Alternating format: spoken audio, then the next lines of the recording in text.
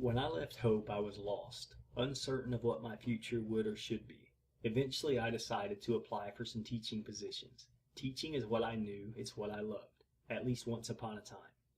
I interviewed for several jobs and surprisingly got a few offers. I ended up accepting a job at IPS. I chose IPS for one reason: it was closer to you. I wasn't sure where I belonged, but I couldn't stomach taking a job far away from you. I guess it comforted me to know I was close by. A small part of me still thought you would come back, and I wanted to be ready, logistically speaking. The job paid well too, as far as teaching jobs go. The school was nice, not just by IPS standards either, by all standards.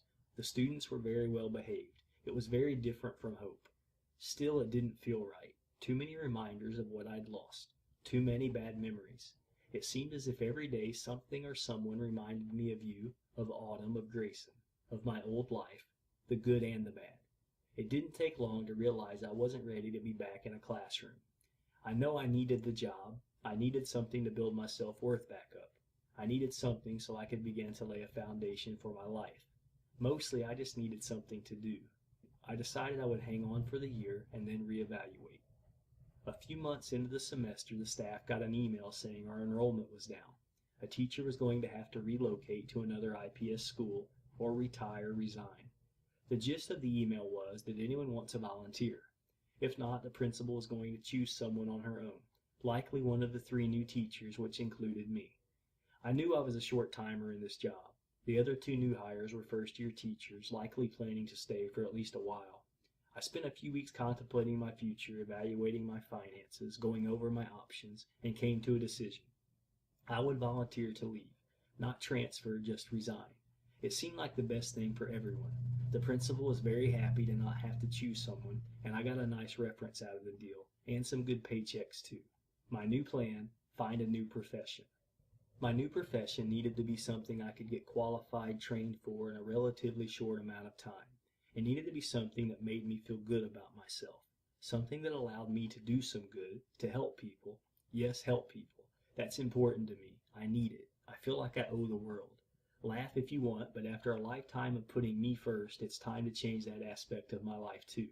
Teaching was like that in a way. I had opportunities to positively impact kids, and I'd like to think in some moments with some students I did impact them positively. I also wanted something that paid well. Money wasn't the be-all end-all, but it was a factor. I want to be independent enough to pack up and go wherever I want, run away if need be. I want to be able to take care of myself. Mostly I want to be able to do things that make me happy and fill the void of not having a family, in case I never find someone that makes me giddy and gaga again, because I will not settle for anything less. I'd be lying if I didn't say somewhere deep in the recesses of my mind I think about having enough money to shower you and the kids with gifts and things you deserve if we were ever to reconnect again. At least more gifts and things than a teaching salary would allow. So after lots of research, several sit-downs with academic advisors and career counselors, and a lot of soul-searching, I think I found my new career. I'm going to clown college and plan to work at the circus. Actually, I'm enrolled in an accelerated nursing program for people who already have a bachelor's degree.